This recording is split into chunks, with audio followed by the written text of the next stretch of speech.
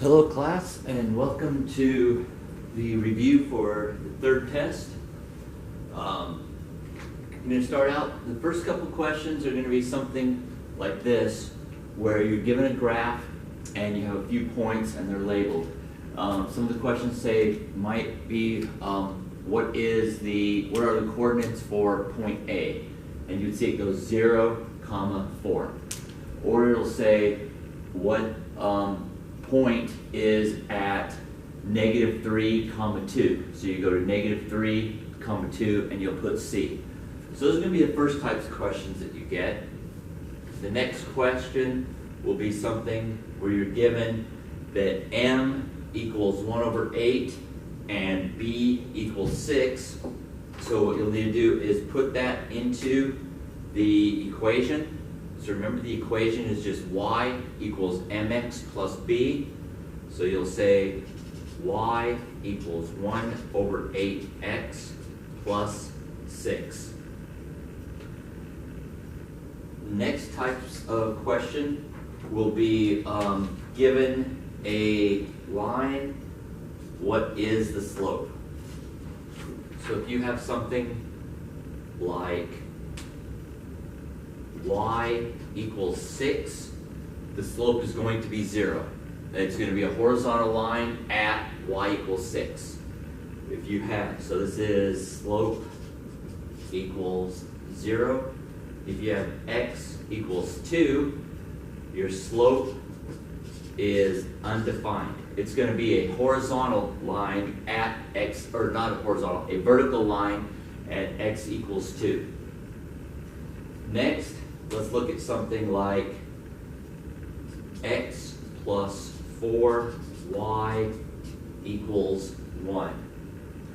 And you need to find what the slope is for this, and also try to find what the perpendicular and parallel slope is.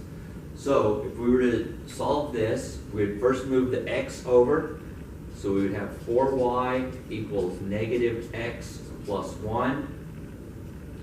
Divide both sides by 4, we'll get -1/4x plus 1/4. So here, the slope is just going to be what is right before the x. So it's -1/4. If we need to know what the perpendicular slope is, we're going to do the reciprocal, which is 4/1, or just 4, and we're going to get rid of the negative sign because we need to change the sign. So the perpendicular slope will equal 4. Next, let's say that we're given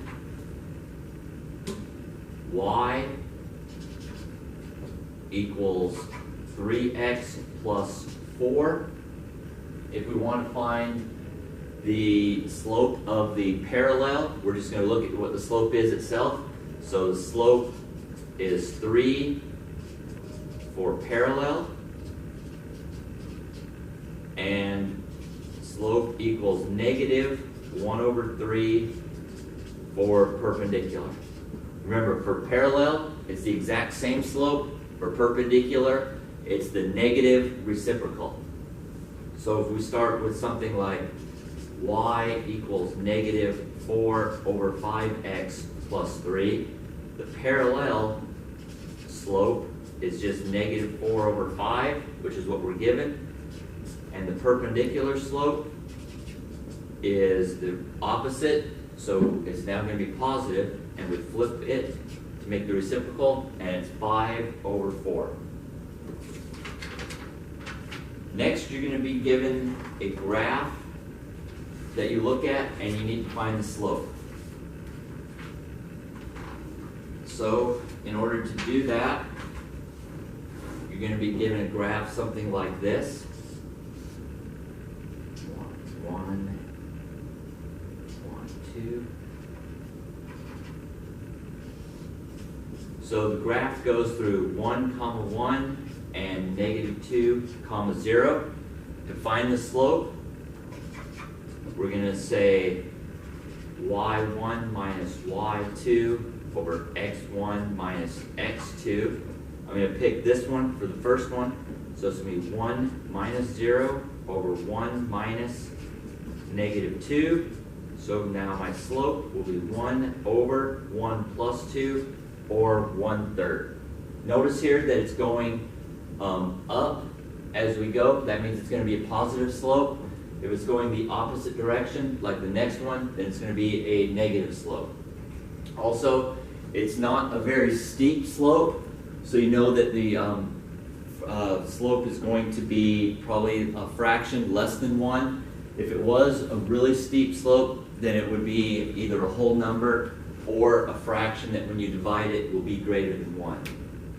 So if we have this graph where we have 2, 1 point here and 1 here. This is at negative 2, 3, and this is at 0, 0. So I'm going to say 3 minus 0 over negative 2 minus 0. That becomes 3 over negative 2, or negative 3 over 2. And it's a steeper slope, as you see. So it is, and the slope is also going down. So it's negative, it's steeper. Negative 3 over 2 is bigger than 1. So we know that we're probably right doing it that way. Next, let's say that we have something like negative square root of 36, or square root of negative 36. When we have this, if the negative is on the inside, then it's no real numbers, or it could just be like this symbol. If we have the negative square root of 36, the negative stays on the outside, and the answer will be 6. We can't have a negative inside the square root. If we have something like square root of 16 over 25, we just take the square root of the top number, which will be 4, square root of the bottom number, which will be 5. If we have square root of 64x to the 8, take the square root of 64, which is 8, square root of x to the 8, we just divide the exponent by 2, so it'll be x to the 4.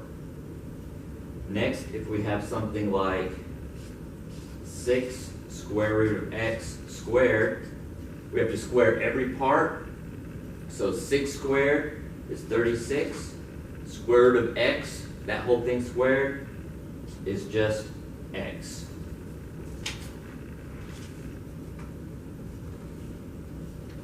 We may also have something like square root of x to the 17. Since it's an odd number of the exponent, we can't just divide it. So we're going to change this to be square root of x to the 16 times x. Square root of x to the 16 is x to the 8. And we leave the square root of x. Next, we have something like 3 square root of 81. So it's going to be 3 times, and the square root of 81 is 9. So 3 times 9 is 27. Then if we have negative 2 square root of 63. 63 isn't a perfect square, so we need to find a perfect square that will divide into it, and 9 will. So we're going to say negative 2 times square root of 9 times 7, which is negative 2 times 3 square root of 7, which equals negative 6 square root of 7. Next, let's say that we have square root of 6 over 81. So we can break that into square root of 6 over square root of 81. We can't do anything with the square root of 6, so we're going to leave it.